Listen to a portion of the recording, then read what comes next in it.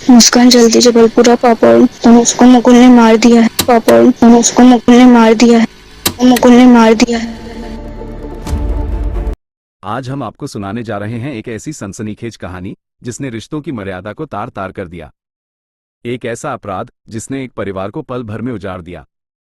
ये कहानी शुरू होती है एक दहशत भरे वॉइस नोट से। 16 साल की काव्या मध्य प्रदेश के पिपरिया में रहने वाली अपनी चचेरी बहन मुस्कान को एक संदेश भेजती है। उसके कांपते हुए स्वर में सिर्फ एक बात बार बार दोहराई जा रही थी। मुस्कान जल्दी जबलपुरा पापा नु उसको मुकुल ने मार दिया है, मुकुल ने मार दिया है, मुकुल ने मार दिया है। मुस्कान, जो उस वक्त जबलपुर से 230 किलोमीटर दूर थी, इस भयावह संदेश को 5 घंटे बाद सुनती है। सुनकर उसके पैरों तले जमीन खिसक जाती है। आनन फानन में वह अपने पिता को यह बात बताती है। अपने ही भाई और भतीजे की हत्या की खबर अपनी नातिन के मुंह से सुनकर पिता के होश उड़ जाते हैं।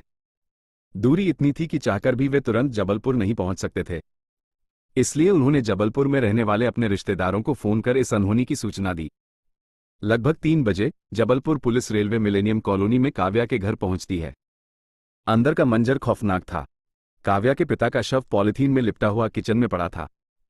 पूरे घर की तलाशी के बावजूद पुलिस को काव्या के छोटे भाई 8 साल के तनिष्क का कोई सुराग नहीं मिला। तभी एक पुलिसकर्मी की नज़र रेफ्रिजरेटर के हैंडल पर पड़ी। गौर से देखने पर उस पर खून के धब्बे दिखाई दिए। एक अनहोनी की आशंका के साथ जब उन्होंने फ्रिज खोला तो वह आशंका सच में बदल गई। तनिष्क का छोटा सा शव कंबल में लिपटा हुआ था। बीते कुछ सालों में हमने ऐसे कई मामले देखे हैं जहां शवों को छुपाने के लिए रेफ्रिजरेटर का इस्तेमाल किया गया, लेकिन यह मामला और भी विभत्स था। शवों की हालत बता रही थी कि जिसने भी यह अपराध किया है उसके सिर पर खून सवार था। एक ऐसा शैतान जिसने एक 8 साल के मासूम को भी नहीं बख्शा।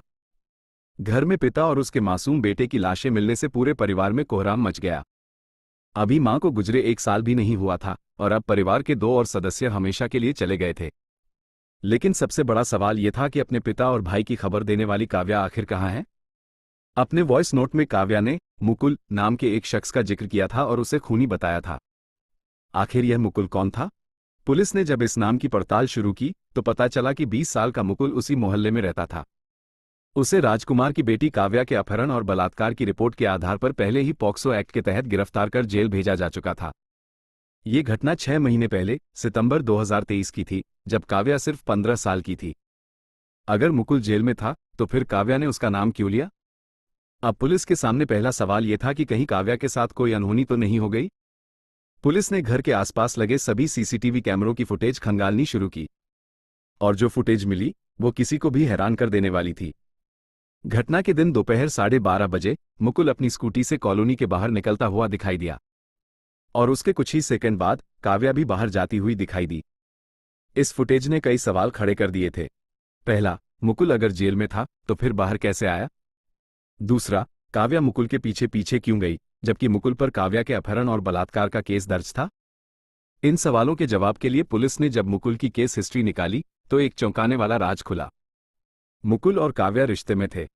सितंबर 2023 में दोनों भागकर भोपाल चले गए थे, लेकिन काव्या के पिता की शिकायत पर पुलिस दोनों को पकड़कर वापस जबलपुर ले आई थी।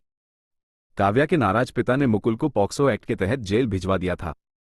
लेकिन ट्रायल के वक्त काव्या अपने पिता के खिलाफ जाकर बयान देती है कि वह अपनी मर्जी से मुकुल के साथ गई थी और उसके साथ मुकुल ने कुछ भी गलत नहीं किया। काव्या के इस बयान के आधार पर कोर्ट मुकुल को रिहा कर देती है। अब पुलिस के सामने सब कुछ साफ था। इन्वेस्टिगेशन जब आगे बढ़ी तो मुकुल और काव्या जबलपुर रेलवे स्टेशन के सीसीटीवी फुटेज में दिखाई दिए। ये दोनों प्लेटफॉर्म नंबर 1 से घुसते दिखे, लेकिन 10-15 मिनट बाद इन्हें प्लेटफॉर्म नंबर 3 से निकलते देखा गया। दरअसल इन्होंने ये ड्रामा पुलिस को चकमा देने के लिए रचा था। पुलिस अब समझ चुकी थी कि भले ही ये दोनों कम उम्र के थे, लेकिन इनका दिमाग शातिर अपराधियों जैसा था। इसके बाद ये दोनों बस स्टैंड की फुटेज में दिखाई दिए।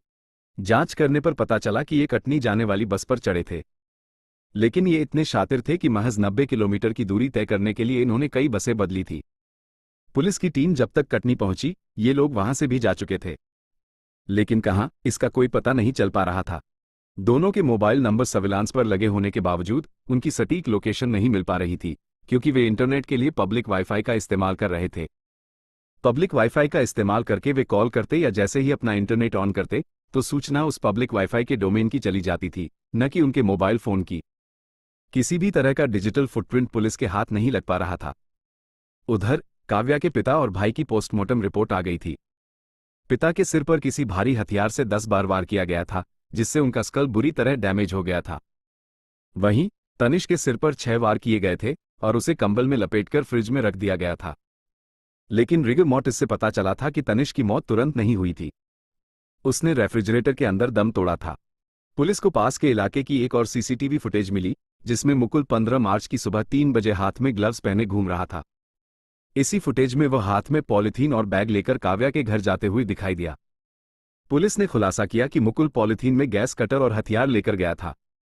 पुलिस जब मुकुल के घर पर दबिश डालती है तो उन्हें सिर्फ उसका बड़ा भाई मिलता है। भाई ने बताया कि जेल से बाहर आने के बाद मुकुल के स्वभाव में अजीब बदलाव आ गया था। वह अक्सर क्राइम थ्रिलर और डरावनी फिल्में देखता रहता था।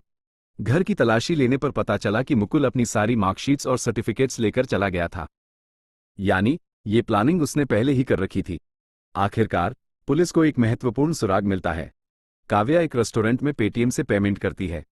पुलिस जब उस रेस्टोरेंट में पहुंचती है तो वे लोग वहां से भी जा चुके होते हैं। अब पुलिस को इन दोनों की लोकेशन तो पता चल रही है, लेकिन ये हर 6 से 8 घंटे में अपनी जगह बदल रहे हैं। हैरान करने वाली बात यह है कि महीना और 9 शहर बदल चुके हैं। ये बस और ट्रेन से ही नहीं, कैब और फ्लाइट से भी ट्रैवल कर रहे हैं। कटनी, पुणे, विशाखापट्टनम, गोवा, मुंबई होते हुए इनकी आखिरी लोकेशन कर्नाटक के गुलबर्गा में मिली है। 8 पुलिस की टीमें, 35 से ज्यादा पुलिसकर्मी और लोकल इंटेलिजेंस की टीम इनके पीछे लगी हुई है। फिर भी आज 18 अप्रैल 2024 इस वीडियो के रिकॉर्ड होने तक ये पकड़े नहीं गए हैं।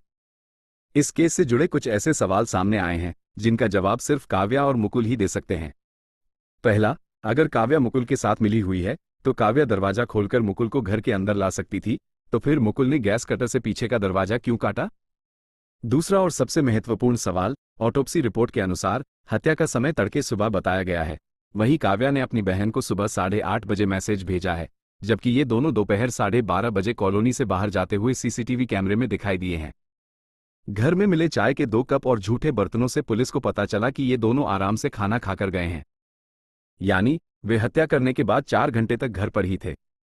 अब सवाल यह है कि अगर काव्या इसमें शामिल है तो उसने 8:30 बजे अपनी बहन को मैसेज क्यों किया और 12:30 बजे तक घर पर क्यों रुकी रही?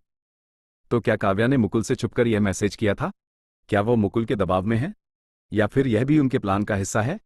हर दिन कोई ना कोई अपराध किसी ना किसी रिश्ते को शर्मसार करता ही रहता है। इस केस में भी पिता बेटी और भाई बहन के रिश्ते तार तार हो गए। मात्र 16 साल की उम्र में अपनों को इस अंजाम तक पहुंचा देना, ये ख्याल सोचकर भी डराता है कि हम जिसको अपना समझ रहे हैं वो सच में कितने अपने हैं।